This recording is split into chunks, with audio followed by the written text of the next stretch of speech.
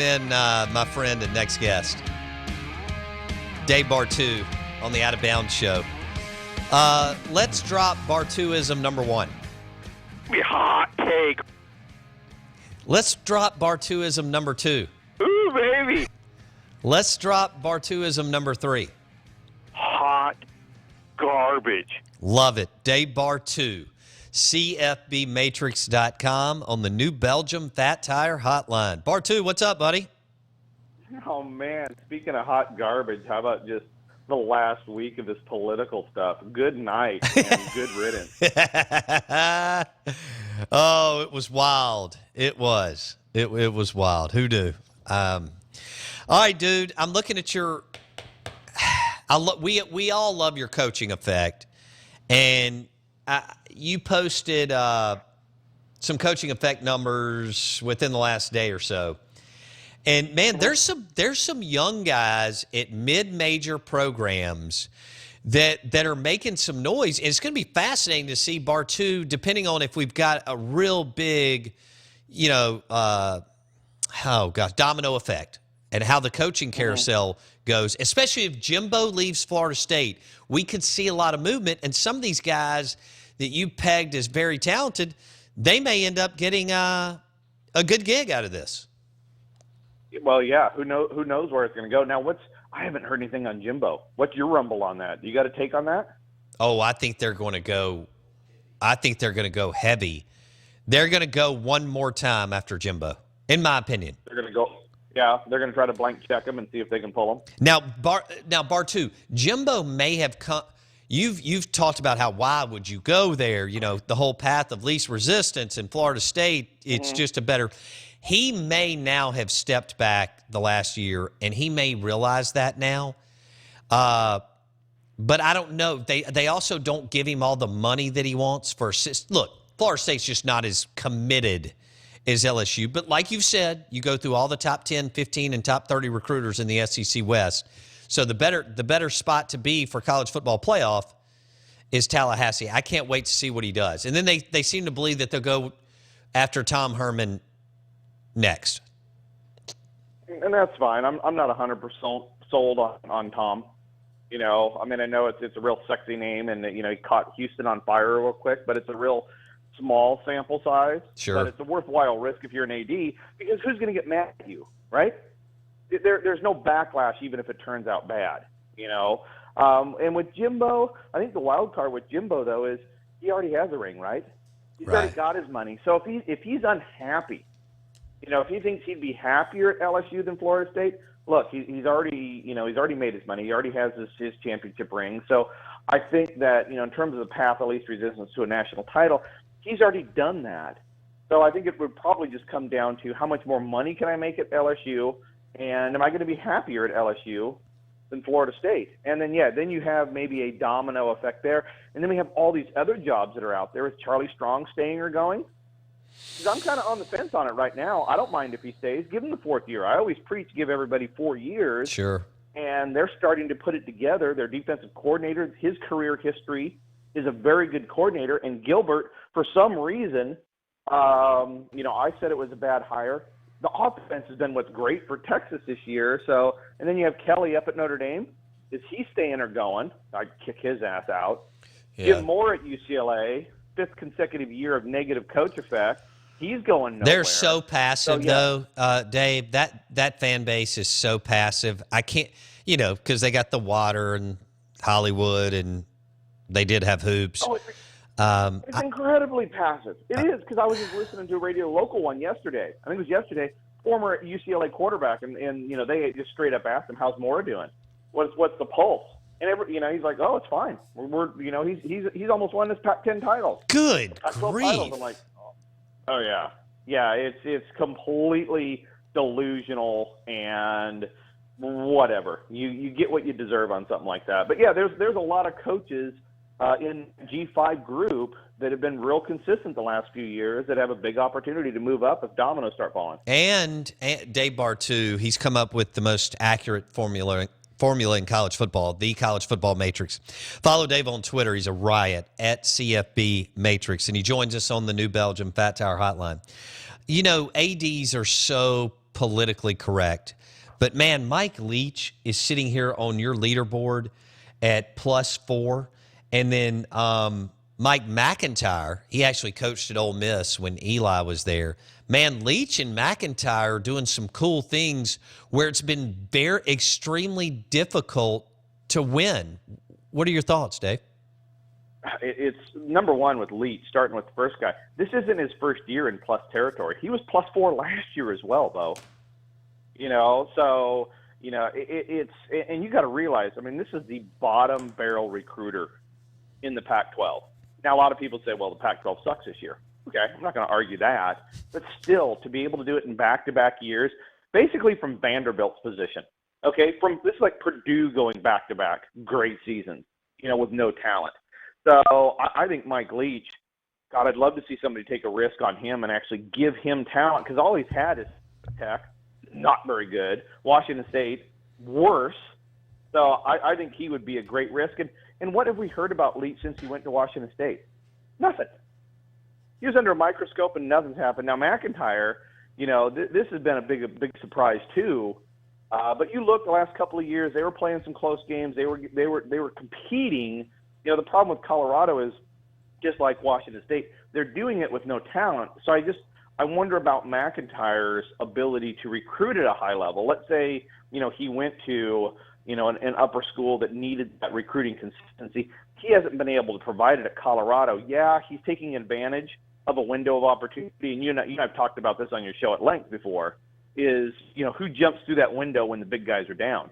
Missouri and Pinkel did it when there was the Tennessee, Florida down years, and so McIntyre's doing it this year, but I like Leach as a better risk of the two, but I can see both of them moving up programs this year. Can you imagine, Bartu, Leach at Texas or Notre Dame with that talent?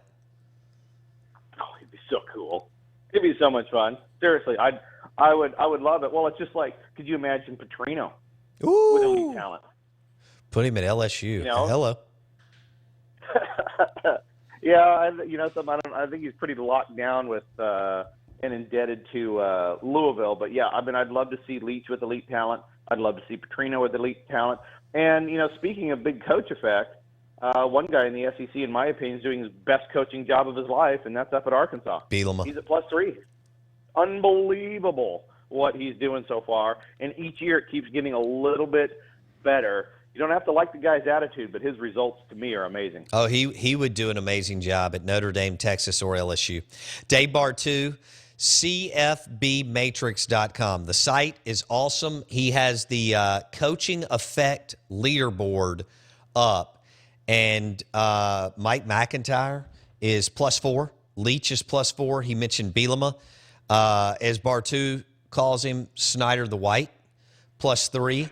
Here's a guy that Bartu has thrown out a couple of times. I just had him. Oh, P.J. Fleck, Western Michigan. Mm-hmm. This guy looks like at some point, it may not be this year, but at some point, Bartu, he may get a shot. What do his recruiting numbers look like, and what do his coaching effect numbers look like? Well, the recruiting side of it, it's pretty stagnant. It's Western Michigan. Right. But Western Michigan still, when you compare Western Michigan to the rest of their conference, they recruit very well. They're only behind Toledo. So basically they're the number 2 recruiter in that conference. They are, they're Michigan.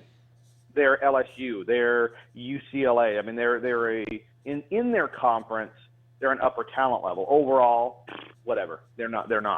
But the recruiting has been stable there, and I think it's very difficult to try to find a good recruiter in that group of 5 because their recruiting is so range bound. They're just kind of stuck always in pretty much a consistent number in there. Okay. But the thing is their recruiting hasn't dropped. I think what you got to look at is the overall coaching profile, and every year it's been getting a little bit better. His first couple of years, negative coach effect. I think last year he was even. This year it's +2. So there's a consistent pattern of improvement there. I haven't dove into all of his numbers. Plus, I haven't looked at his offensive and defensive coordinators. How has he done with changing of those guys?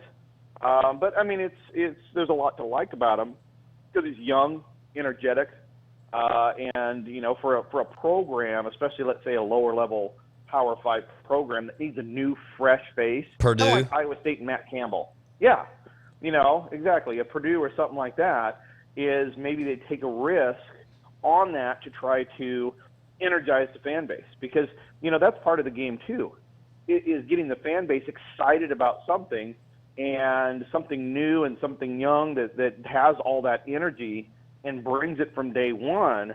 That's going to get the fan base going a lot faster than a recycled name. Well, speaking of Mike Leach, Neil Brown at Troy is +3 in your coaching effect, and he played for Hal Mummy and Mike Leach at Kentucky. And he's 36, and I was looking at your stuff.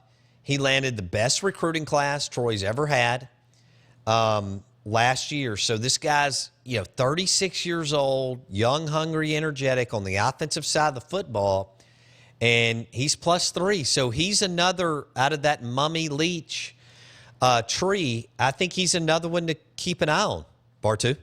Oh, well, absolutely. And look at their numbers right now, okay?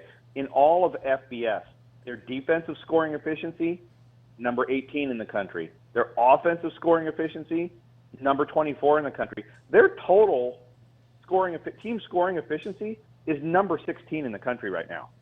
This is a very, very consistent, and I would say a very well coached, because they're not getting lucky. That +3, sometimes you look at it and go, I got lucky or unlucky. But when you're +3 and your total scoring efficiency is that high up the board, it's telling me these guys are very, very well coached. It's a very efficient ball club. And 36 with these kind of numbers, with improvement in recruiting, absolutely. I have no arguments to what you're looking at there. And then we'll wrap it up with this. It doesn't surprise me that Jim Mora is, good grief, he's -5 coaching effect. But Mark D'Antonio, I can't believe what's happened in East Lansing. I have a feeling they'll bounce back, but man, they're on a bad run here.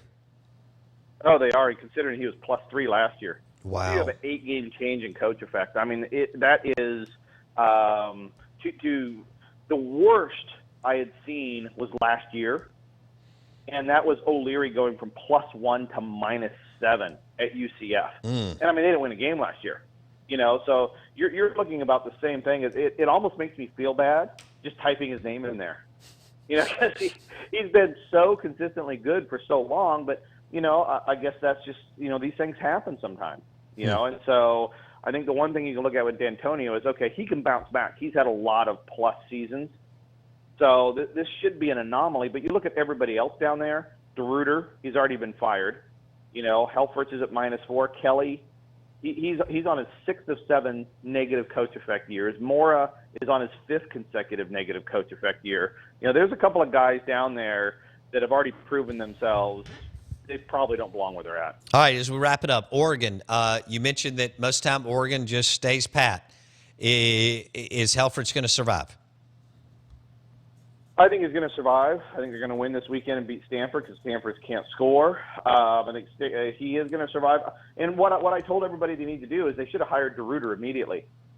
Because remember, DeRuiter is at A&M, and look, his defensive numbers are A. This is a defensive coordinator. I would have done what Urban Meyer did, bring in Schiano as a co-defensive coordinator. Schiano doesn't make the calls, but he's their recruiting leader. Turn Hoke into the head of recruiting, bring in DeRuiter, and make him the offensive coordinator. But there is rumblings here that Phil Knight wants a complete changeover. So I'll be really curious to see what happens. But I'm voting stay pat right now, because that's the history of the Ducks. Cool. Thanks, Bud. Hope you're doing well. We'll talk to you next week. Take it easy, man. Thanks for having me on. All right, Bud. Follow him on Twitter at CFB Matrix. He is Dave Bartu on the New Belgium Fat Tire Hotline. Some of you can celebrate with the New Belgium Fat Tire this afternoon, and some of you can wallow in your sorrows, I guess. Yeah, it's just part of it. You win some, you lose some. It's been a crazy one. It always is when it comes to, most of the time, when it comes to presidential elections. Okay, straight ahead, more on Shea Patterson. And when will he play this weekend? I have him playing the third possession Saturday night in College Station, and Drew's going to be there. We'll talk about that too.